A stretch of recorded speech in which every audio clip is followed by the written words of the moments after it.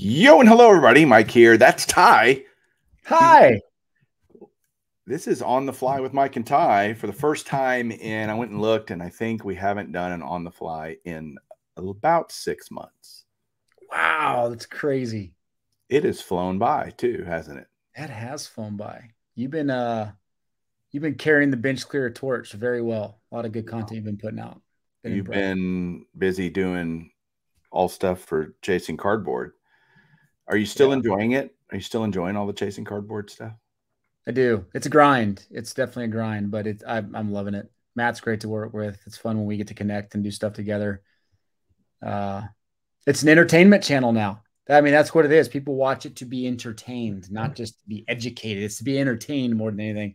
That's kind of fun to be a part of that and integrate sports cards into it.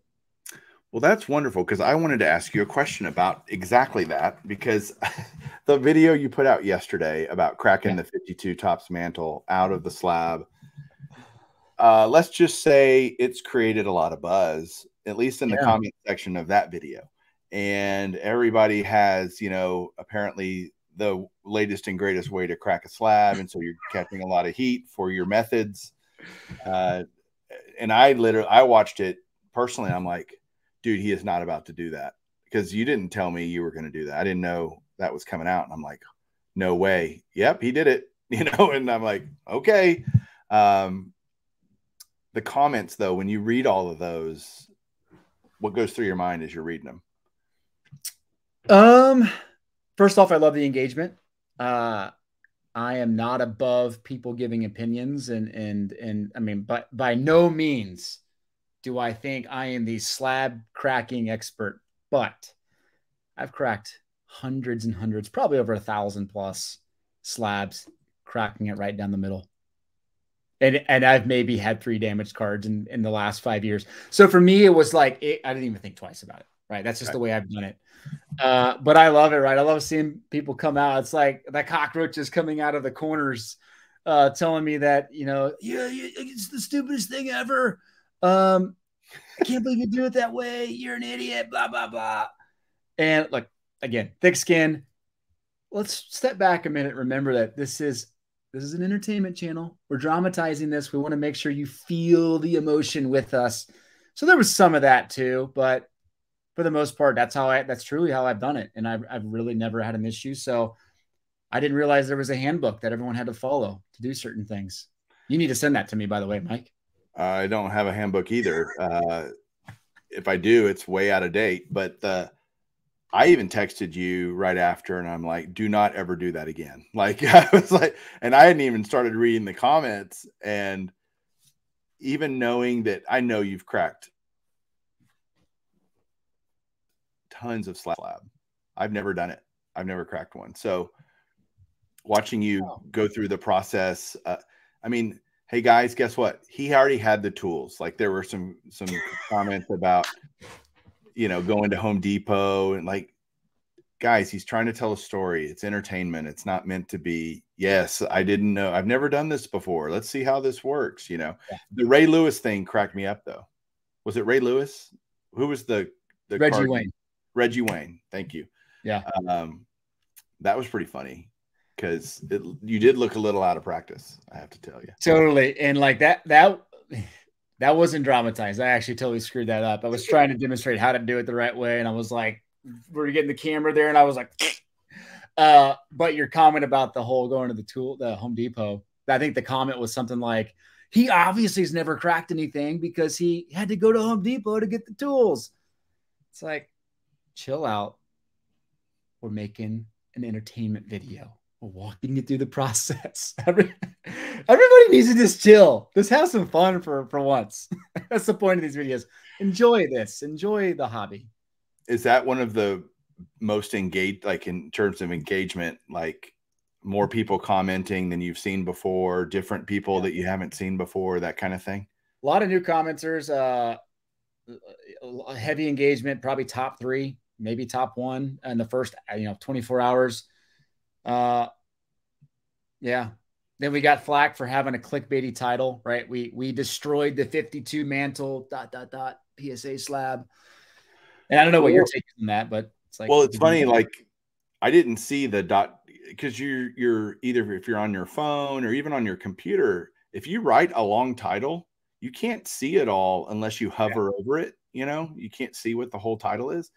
And so if people only see the front part of that title, I can see how they would feel like, wait a second. But if people are watching, who cares? Like, if you can get someone to click on your video with either a cool thumbnail or something that we're all as content creators trying to figure out this magic bullet of how to, or secret sauce of how to get somebody to actually watch our content. We don't all do it. It's not that we don't do it for fun. It is fun, but at the same time, we want other people to enjoy it too. Right. And if nobody's going to click on it because it just says, I don't know, you got to pick some generic title that wouldn't have nearly the views, nearly the interaction, the engagement that you enjoy, that's good, right? I mean, bring it all on, right? I love just people, like you said, we don't have the answers to everything, and so it's fun. My response to those people that talk about clickbait is my response is by default, did you enjoy the content? And usually they don't respond to that, right? Because they probably enjoyed, they watched it, they were engaged, they're commenting on the video. If they didn't enjoy the content, then let me know. Because you're exactly right, Mike. You're on YouTube because you want people to watch what you put out. You put time into it. We put a lot of time, a lot of money into chasing cards, but we want more eyes to see it. We have to lure you in. There's 50 other things you're going to see on YouTube at that given moment. And we want you to click on ours because we know once you click it, you're going to actually enjoy it. So that's a tough balance. I get it. And you want it to align with the title thumbnail, but it's sometimes hard. Well, while you've been away, speaking of putting out good content, I've been trying to keep up with Gold Nature Cardboard, Hobby Think Tank. You know, we're doing some other stuff to fill the void of Mike and On the Fly with Mike and Ty not being around anymore. I do get the occasional comment from people of, hey, when's On the Fly coming back? You know, and I'm like, well, this is when you and I were talking earlier, we're like, well, hey, let's just shoot a video for fun. We haven't done it in a long time. Yeah. I miss the engagement between you and me, and we talk all the time outside of this, but it's not like this. It's different, and it's fun because you and I have enough of a varied opinion to have meaningful conversations about different hobby topics. So it's fun to just get the band back together, so to speak. But this is probably not going to, like, there's still lots of irons in the fire for each of us, and so this may be a one-off. Who knows? You'll just have to subscribe to Bench Clear and you can find out. And in the meantime, enjoy all the other wonderful content on Bench Clear, which I know you haven't been paying attention to. Have you seen the videos that have been dominating the Bench Clear analytics? I have not. What's going on? So the top video last month, the month before that, is the video you did with Bo 6 months ago about selling your sports cards fast. What the heck, man? Did it get into the, the perfect, lane on the YouTube algorithm where it's now being recommended to everyone? And what do you think? I think YouTube's like, look, Ty's DNA is so imprinted in Bench Clear that we have to just keep promoting his content. That was a great episode, great thumbnail, great title. It bothers me because I keep doing content and all your stuff is like still at the top of the charts, so to speak. And I'm like, dang it. It's like a song. I'm putting out all these new songs and you're still atop the Billboard charts. I'm like, God. Yeah, well, your stuff has been outstanding, Mike. You're incredibly good at what you do. But I think it probably goes to the point that we've talked about offline. Like, people are searching for, how do you sell your cards faster? How do you get out of the hobby? And it's just triggering that particular video. And it's probably a sign of kind of where we're at in the hobby. Would you agree? Well, yeah. I mean, if you're into baseball cards at all, or you search that and you kind of start, the algorithm's pretty smart. It's going to steer videos towards you that you're likely to click on. And so I think it is a testament that there are more and more people looking to sell their cards. They're watching that video to they're not watching it to be entertained. There's a purpose. Yeah. They're watching that to learn something that can help them do something. I'm not going to click on how to change my carburetor video just to because I like the personalities behind it, right? I'm going to click on it because I'm trying to learn how to change my carburetor. So it's that idea to me that's, I think, is a testimony to where this cycle we're in with the hobby of so many people who got in that are now like going, okay, enough of this. I'm going to liquidate my collection. Yeah. Which points to me, and my next question to that is, do you think, because I think this is an important thing to talk about, what does that say about the health of the hobby currently? That's a big question. Not rhetorical, by the way. Oh, okay. What does it say about the health of the hobby? Are you asking, are we healthier than we are? I mean, heading into the national, are we healthier now than we were last year type thing? Yeah, we can go year to year. That's a good comparison. And what defines health of the hobby? Like, I don't even know. We probably need to say what makes a healthy hobby. And then say, where are we from that? Are we closer to that or farther away than we were a year ago? Yeah. I think what immediately comes to mind to me when I think about health in the hobby is that it's well balanced. It's well balanced between value of cards, the investment mentality, and the fun and entertainment side of it. And I think we aired so much on the everything's got to be worth money, everything's got to accelerate in value, it's got to fit into the chart the right way, that it took a lot of the fun and entertainment out of sports cards, which if that's not balanced well, it's not a fulfilling hobby. It's a very dissatisfying hobby. And now the immature money that came in is realizing this isn't fun at all. This is very dissatisfying. All I did is lose money the last year and a half. So I think it needs to even out and the balance needs to be a little bit more complete. And then I think it'd be a better spot. I don't think we're in a better spot right now. I think we're in a worse spot than we were last year. Really? I like your balance idea. And I think that's important. And it doesn't mean that it has to be perfectly balanced. You'll tilt one way or another, maybe depending on where you're at, but it needs to get back to an equilibrium sooner rather than later. Yeah. I agree with you in that I think we're further away from that than we are close to balance. I don't know that we're further away than we were a year ago. Maybe that video analytics tells us something different, that more and more people are watching. I mean, literally tens of thousands of views a month on that video, 6 months old, again, you got to say, why are people watching that? And it's not even that they're watching it for 2 seconds. It's got a really good engagement. Like, people are watching most of the video, right? Yeah. Well, I mean, look, I can give you other tidbits of information to just confirm that from the Chasing Cardboard side, right? I mean, weekly we get people reaching out, trying to unload Instagram messages, emails. Hey, I got this from 2019, 2020 and beyond. I just want to get out. That's what we hear all the time. We just want to get out from under this, get us out. We'll take whatever. It's like, it's nonstop. So that's a little piece of it. I can see that in a grander scale on the Google, YouTube search algorithm. Like, people are searching it every day, thousands of times. It kind of saddens me, honestly. But I get it. I mean, I understand it. I can totally see how that's happening. I just don't. It makes me sad for the hobby itself, and it makes me sad for those people that either got in over their head or bought product with money they didn't have, or that they, leveraging themselves or whatever. And now it didn't, their grandiose dreams didn't come to fruition. Certainly the macroeconomic circumstances aren't helping things either. Right. Yeah. So I do think we have a little more, like, it's going to get a little bit worse before it gets better, kind of thing.